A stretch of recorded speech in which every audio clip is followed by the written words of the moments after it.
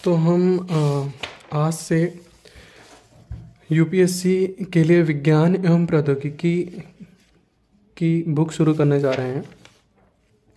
इसमें एक चैप्टर है जो कि बहुत ज़्यादा इम्पोर्टेंट है, सूचना एवं संचार प्रौद्योगिकी, इंफॉर्मेशन एंड कम्युनिकेशन टेक्नोलॉजी, इसको आईसीटी भी कहते हैं। इसमें से कई सारे क्वेश्चन यूपीएससी में पूछे गए हैं पिछले सालों में, पिछले 2019, 2020, 2021 में 3-4 क्वेश्चन पूछे गए हैं। तो इसीलिए ये चैप्टर काफ़ी इम्पोर्टेंट हो जाता है यूपीएससी के लिए, सूचना एवं संचार प्रौद्योगिकी का। इसका 2020 में एक क्वेश्चन पूछा गया था, दृश्य प्रकाश संचार VLC तकनीकी के संदर्भ में निम्नलिखित में से कौन से कथन सही हैं। तो एक ये क्वेश्चन था। दूसरा, 2019 में संचार प्रौद्योगिकी के संदर्भ में LTA long term evolution and VoLTE voice over long term evolution के बीच क्या अंतर है। तो संचार प्रौद्योगिकी के संदर्भ में LTE लॉन्ग टर्म इवोल्यूशन जो हम उसमें फ़ोन में यूज़ करते हैं, LTE हो गया, वोल्टी हो गया, voice over long term evolution के बीच क्या अंतर है। तो इसके बारे में ये क्वेश्चन 2019 में पूछा गया। 2019 में 2 क्वेश्चन और पूछे गए हैं। तो इसी तरीके से ये चैप्टर बहुत ज़्यादा इम्पोर्टेंट हो जाता है, सूचना एवं संचार प्रौद्योगिकी का ये आज हम शुरू करने जा रहे हैं। तो इसके बारे में थोड़ा सा हम पहले जान लेते हैं कि क्या है सूचना एवं संचार प्रौद्योगिकी, जिसे आमतौर पर ICT कहा जाता है। तो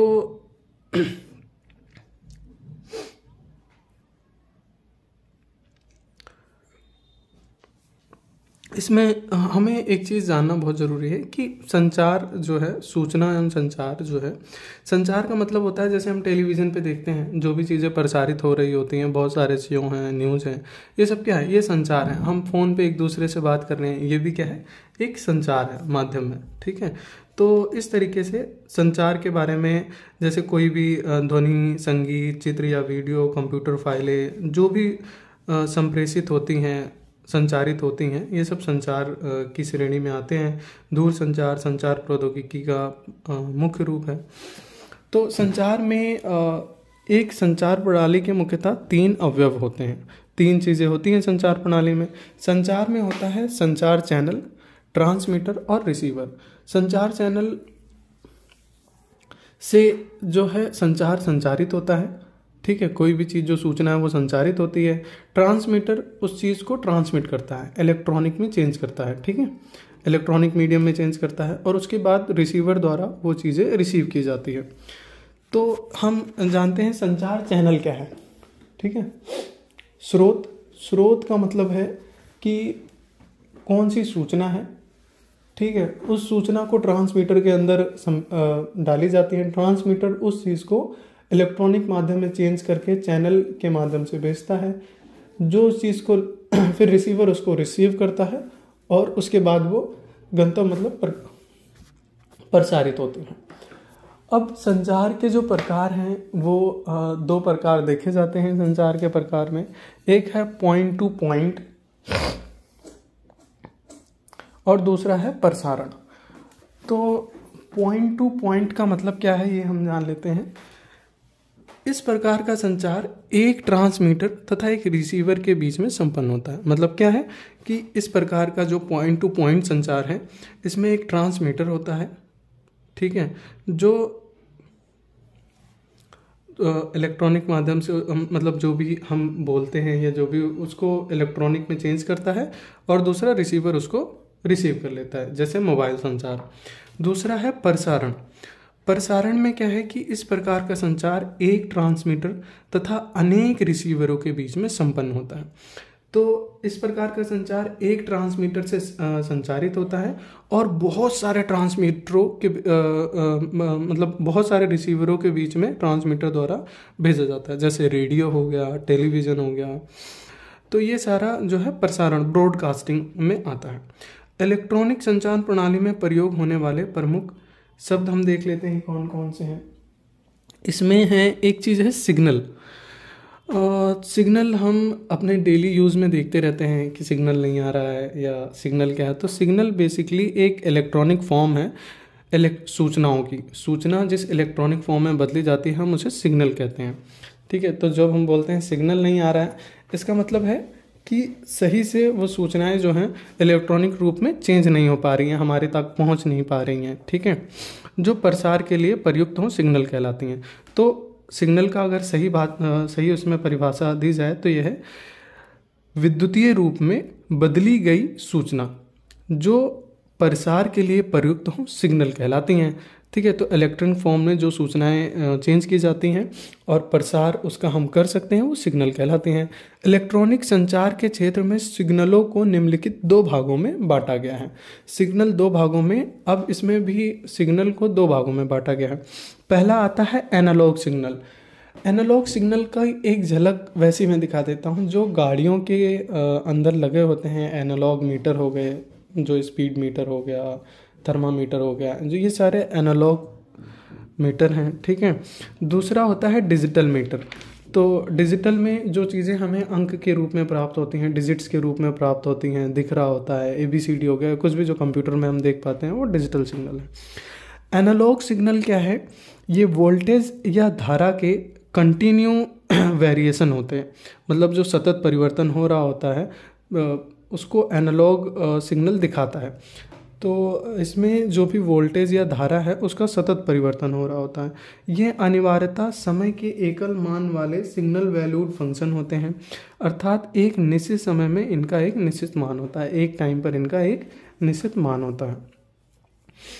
एनालॉग सिग्नल को समझने के लिए हम माइक्रोफोन का उदाहरण ले सकते हैं या माइक का उदाहरण ले सकते हैं। जैसे हम माइक्रोफोन में या माइक में जैसे हम कुछ बोलते हैं तो उसके डायाफ्राम में टकराती है और डायाफ्राम से संबंधित विद्युत चुंबकीय कुंडली में विद्युत धारा या वोल्टेज उत्पन्न होता है। तो जैसे वो डायाफ्राम में टकराती है माइक के और वहाँ विद्युत चुंबकीय कॉइल्स लगी होती हैं, उसको जो भी हम बोलते हैं उसको विद्युत धारा या वोल्टेज में परिवर्तित कर देती हैं। जो हमारी वॉइस है वो विद्युत धारा में परिवर्तित हो जाती है और वो उत्पन्न ध्वनि धारा वोल्टेज ध्वनि एनालॉग कहलाता है। और यही जो चेंज हो जाती है एक निश्चित समय में, जो धारा चेंज हो रही है जो हम बोल रहे हैं, यही है एनालॉग कहलाती है। ठीक है,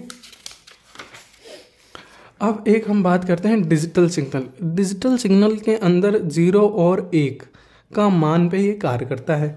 डिजिटल सिग्नल वे हैं जो स्टेप वाइज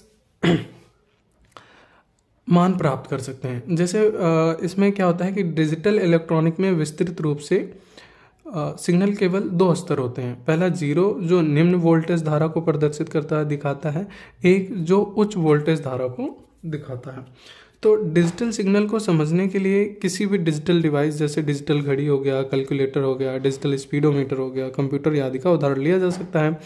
इन डिवाइसों के अंदर लॉजिक गेट्स के बने सर्किट होते हैं। इन डिवाइसों में क्या होता है? लॉजिक गेट्स के बने सर्किट होते हैं। जैसे ही हम कैलकुलेटर पे कोई नंबर दबाते हैं, लॉजिक गेट्स उसे 0 या 1 के संयोजन में बदल देते हैं। उसको या तो 0 या तो 1 के संयोजन में बदल देते हैं, या तो बहुत कम या तो ज़्यादा के रूप में उसको परिवर्तित करते हैं। सबसे कम क्या है? 0, सबसे ज़्यादा क्या है? 1 के रूप में परिवर्तित कर देते हैं। जैसी गणना पूरी होती है LCD या LED स्क्रीन पर दार्शनिक पद्धति के अनुसार दिख जाती है हमें। ठीक है, तो ये हो गया डिजिटल सिग्नल। अब हम बात करते हैं बैंड विड्थ की। बैंड विड्थ, तो बैंड विड्थ कोई भी उपकरण जिस आवृत्ति, जिस फ्रिक्वेंसी पर कार्य करता है उसे बैंड विड्थ कहते हैं। जैसे हमने देखा होगा कि जो ध्वनि होती है वो 300 हर्ट्ज से लेकर 3100 हर्ट्ज के बीच में होती है। ठीक है, और जो संगीत हो गया, जो म्यूज़िक होता है वो थोड़ा ज़्यादा बैंड विड्थ पे काम करता है। जो TV शोज़ होते हैं वो और ज़्यादा बैंड विड्थ पे काम करते हैं। तो इसमें क्या हो गया कि 300 जो संगीत होता है 20 किलो हर्ट्ज से लेकर के चित्र के लिए, TV के लिए 6 मेगा हर्ट्ज तक की बैंड विड्थ की आवश्यकता होती है। बैंड विड्थ आगे हम अभी आपको बता रहे हैं। बैंड विड्थ समझ में आएगा थोड़ा सा। सामान्य संचरण माध्यम चैनल के रूप में तार या फ्री स्पेस या ऑप्टिकल फाइबर का प्रयोग किया जाता है। जो संचरण माध्यम बैंडविड्थ के लिए होता है, उसमें बैंडविड्थ के लिए हम या तो तार का प्रयोग करते हैं, फ्री स्पेस का उपयोग करते हैं, या फिर ऑप्टिकल फाइबर का नाम हम कितनी बार सुनते रहते हैं इंटरनेट के लिए, तो ऑप्टिकल फाइबर का प्रयोग करते हैं। सामान्यतः कोएक्सियल केबल प्रयोग में लाई जाती है, जो 300 से लेकर के 400 मेगाहर्ट्ज तक की बैंडविड्थ प्रदान कर सकती है। तो जो कोएक्सियल केबल होती हैं वो प्रयोग में लाई जाती है, जो 300 से लेकर के 400 मेगाहर्ट्ज बैंडविड्थ प्रदान करती हैं। ये सामान्यतः 18 गीगाहर्ट्ज आवृत्ति तक उपयोग होती हैं। फ्री अब हम एक बार बात कर लेते हैं ऑप्टिकल फाइबर केबल के बारे में। ऑप्टिकल फाइबर केबल बहुत ज़्यादा चर्चा में है। ये क्या है कि ये प्रकाश तंतु बहुत पतले होते हैं। इसके जो प्रकाश तंतु होते हैं बहुत पतले होते हैं, बेलनाकार सिलिका या कांच के बने तंतु होते हैं जो अंदर से खोखले होते हैं। ये एक फाइबर केबल है जो कांच के तंतुओं से मिलकर बने होते हैं, जो कि बहुत पतले और अंदर से खोखले होते हैं। इनकी जो मुख्य विशेषता होती है कि ये मतलब किसी भी सूचना को या जो भी इसमें से प्रसारित की जाती हैं उसको ये शोषित नहीं करते, ये उसकी गति को धीमा नहीं करते, या ये उसका अपने अंदर उसको समाहित नहीं करते। अन्य संचार माध्यम से इसलिए विशिष्ट है क्योंकि संचार पूर्ण आंतरिक परिवर्तन सिद्धांत पर आधारित होता है। इसमें जो संचार होता है पूर्ण आंतरिक परिवर्तन, मतलब जैसे जा रहा है वैसे जाता है, आंतरिक परिवर्तन आधार पर सिद्धांत। सूचनाओं का संप्रेषण प्रकाश पुंजों से होता है, और ये जो सूचनाएं होती हैं इनका संप्रेषण किससे होता है? प्रकाश पुंजों से होता है, जिसके दो विशिष्ट लाभ नियत होते हैं। इसमें पहला है कि विद्युत ऊर्जा का क्षय नहीं होता। ऑप्टिकल फाइबर में से जो भी विद्युत ऊर्जा जाती है उसका कोई भी नुकसान नहीं होता। दूसरा इसका है कि इसमें विद्युत चुंबकीय क्षेत्र सृजन भी नहीं हो पाता, और इसमें विद्युत चुंबकीय क्षेत्र ऐसा भी नहीं होता कि बन जाए जिसके कारण से वो ना जा पाएँ या जो रास्ता है वो रुक जाए, तो ऐसा नहीं होता। ठीक है। ऑप्टिकल फाइबर की तकनीक में एनालॉग या डिजिटल सूचनाओं का प्रकाश उत्सर्जन डायोड द्वारा प्रकाश संकेतों में बदल दिया जाता है। इसी आधार पर अन्य संचार माध्यमों से विशिष्ट हो जाता है। लाभ, ऑप्टिकल फाइबर के बहुत सारे लाभ हैं। ऑप्टिकल फाइबर की बैंडविड्थ अन्य संचार माध्यमों की तुलना में अधिक होती है।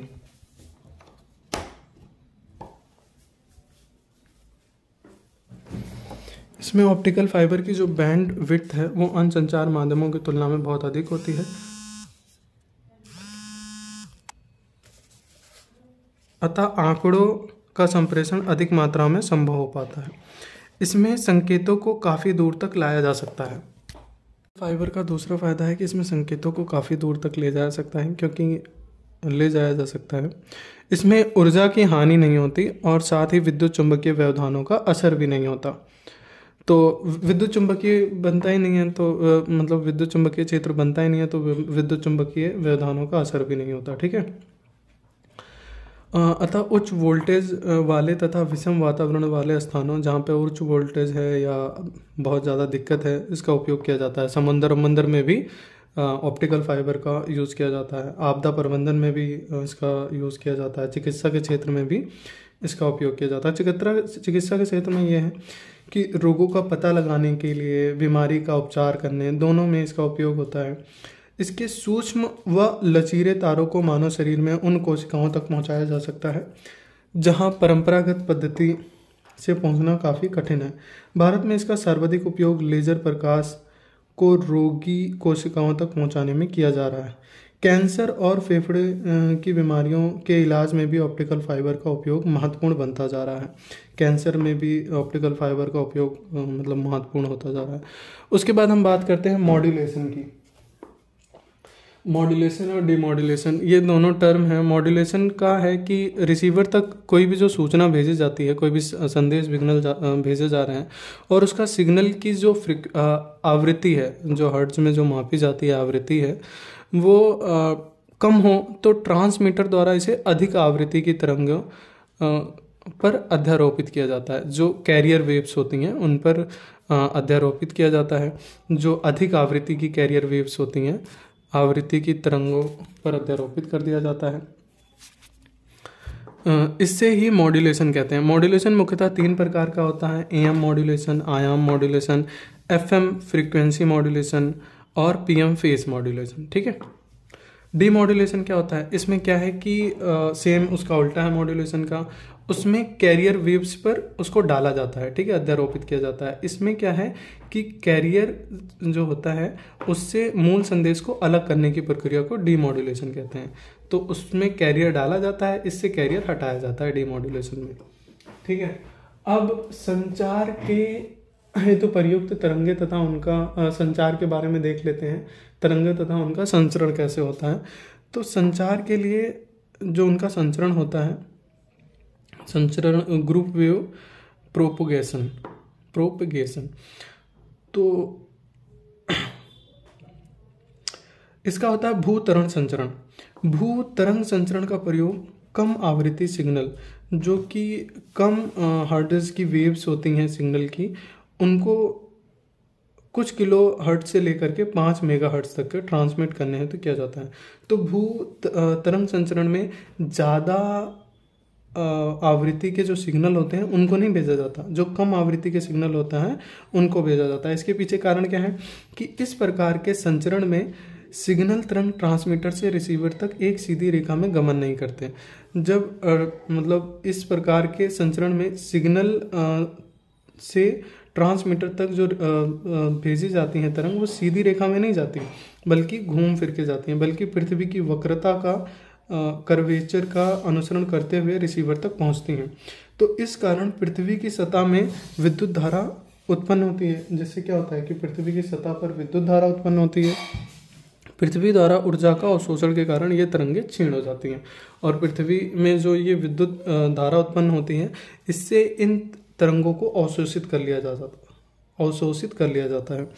तो जिससे ये तरंगे क्षीण हो जाती है, कमजोर पड़ जाती हैं, इसीलिए कम आवृत्ति की तरंगे इसमें भेजी जाती हैं। आकाश तरंग संचरण, तो स्काई वेव प्रोपोगेशन में क्या है, लगभग 3 से लेकर के 30 MHz आवृत्ति की रेडियो तरंगे हैं तो आयन मंडल परावर्तन का कार्य करता है।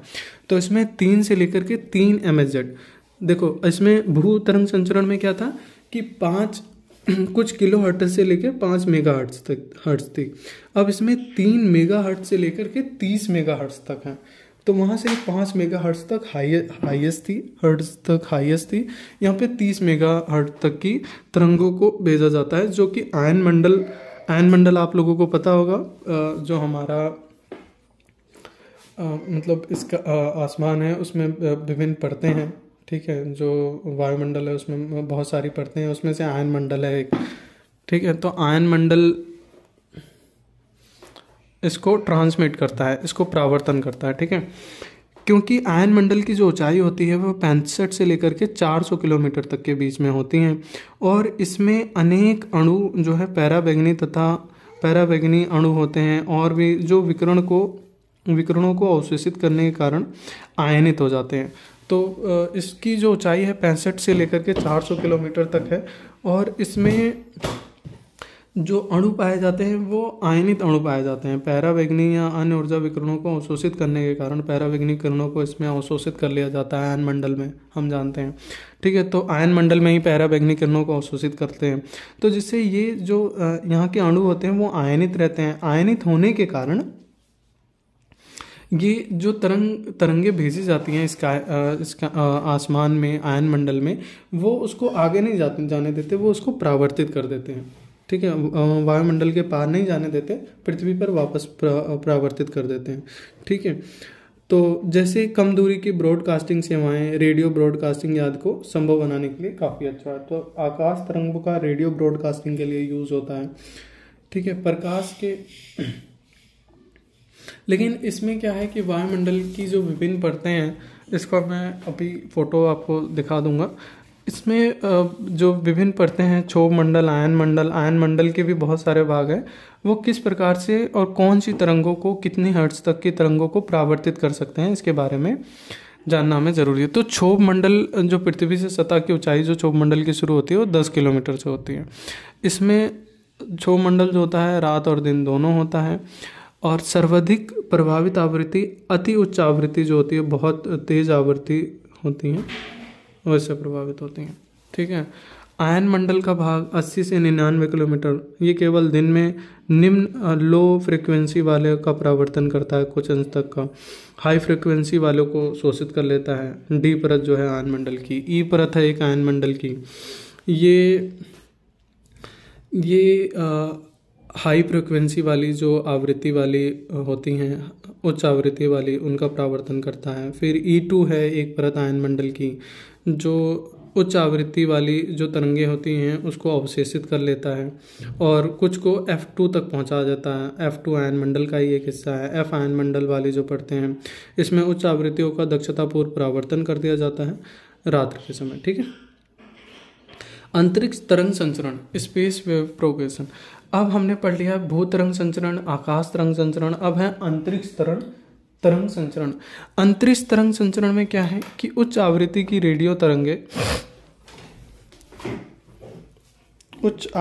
रेडियो तरंगे 40 मेगाहर्ट्ज से ऊपर, जो आकाश में थी 30 मेगाहर्ट्ज तक थी, अब 40 मेगाहर्ट्ज से ऊपर की जो तरंगे होती हैं आयन मंडल द्वारा परावर्तित नहीं हो पाती। जो बहुत 40 मेगाहर्ट्ज तक की होती है ना, वो आयन मंडल परावर्तित नहीं कर पाता।